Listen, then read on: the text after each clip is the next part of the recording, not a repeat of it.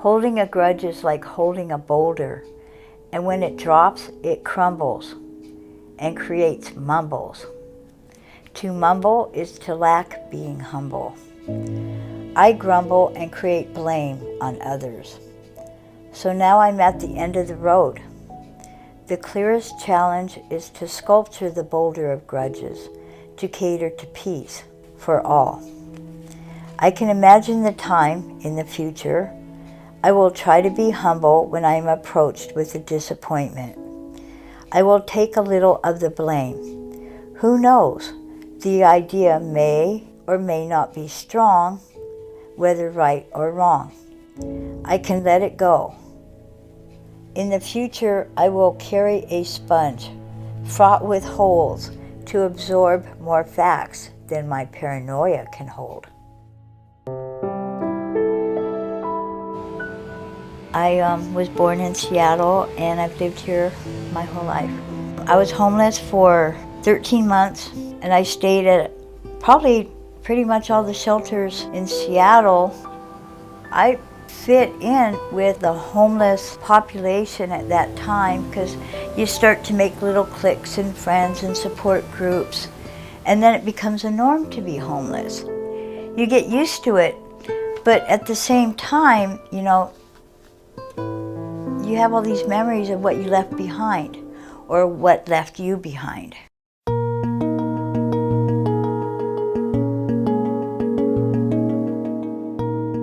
For those people that are just living in Seattle right now, it is hard to not feel proximate to just how despairing the issue of homelessness is right now. And a lot of citizens in our society are really flailing right now and at risk of drowning. And how we treat individuals that are surviving homelessness really actually holds a mirror up into how we identify ourselves and who we are in terms of what type of neighbors and community that we are.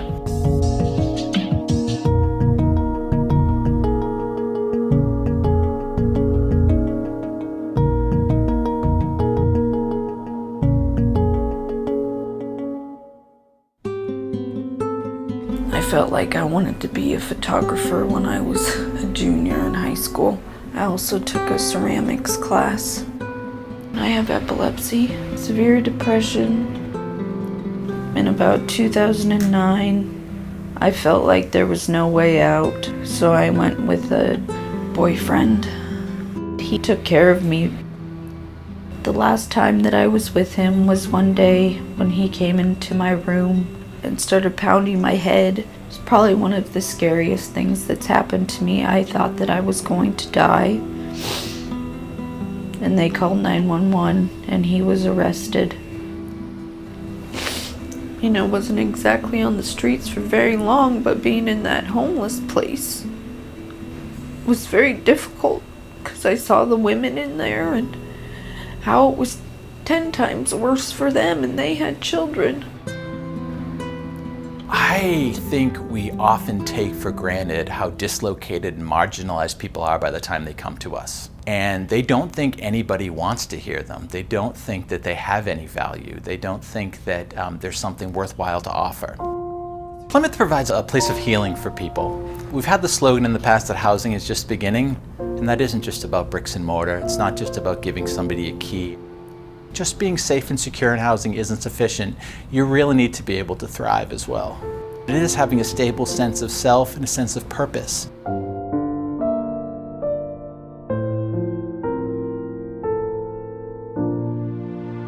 I get out of my head when I'm doing my art.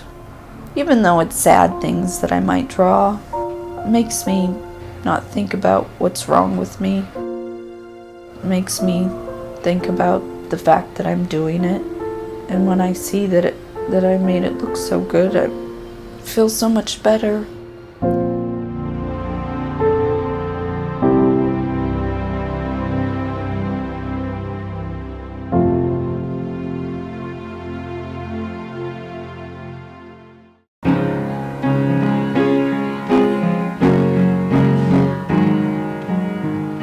I don't think there's any greater expression of self than artistic expression.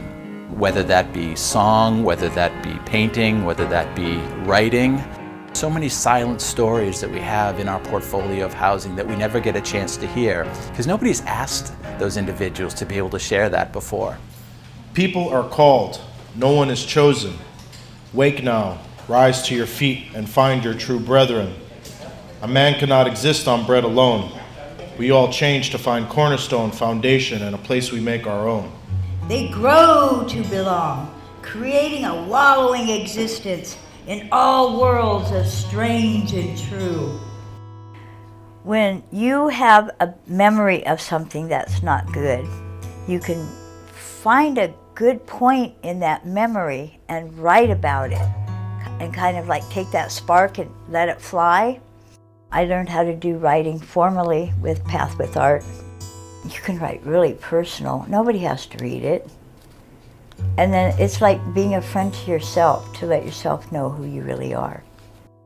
Even when one experiences homelessness or great loss, there is still the human spirit intact and the human creativity is still intact. And rediscovering that or revalidating that is a powerful thing for folks who are in that state. And I think that's something that arts organizations can offer to the homeless folks that Plymouth serves.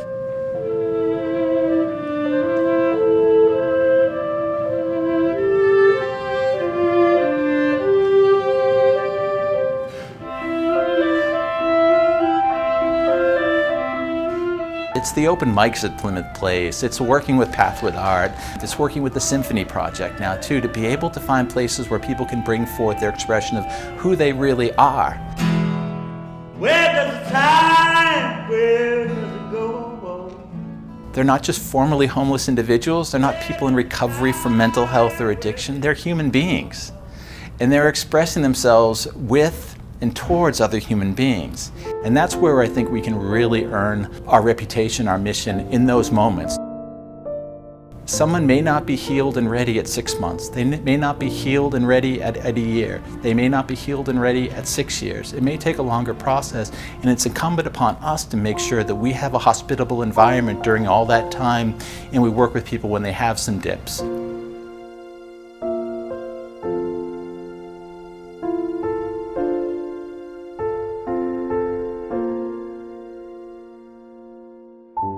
I think homelessness is a powerful loss of place, of centeredness, of feeling connected. And art is one of the most powerful ways to recreate that sense of self, that sense of belonging. There are no words, and I'm a writer, but there's no words. And this is true. There are no words for the gratitude for the opportunity I was given to have a place. So for me to have a place as long as I have has been a blessing.